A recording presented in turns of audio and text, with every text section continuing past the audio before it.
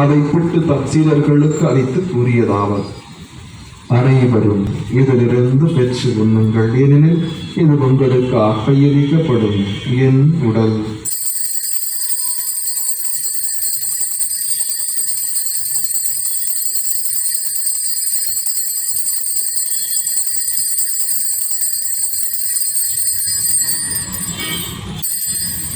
இரவு விருந்தை அருந்திய பின் கிண்ணத்தையும் எடுத்து மீண்டும் உமக்கு நன்றி கூறி தம் சீடர்களுக்கு அளித்தவர் கூறியதாகும், அனைவரும் இதிலிருந்து பெற்று பருகுங்கள், ஏனெனில் இது புதிய நிலையான உடன்படிக்கைக்குரிய என் ரத்தத்தின் கிண்ணம்.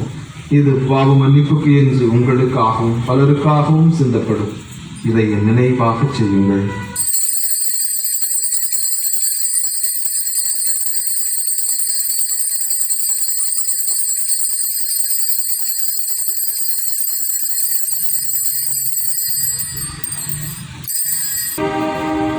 இவனியாக இவனோடு இவனில் எல்லாம் வல்ல இறைவனாகிய தந்தையே, தூயாவியால் ஒன்றுக்குள் எல்லா புகழும் மாற்றியும் என்றென்றும் உமக்கு உரியதே.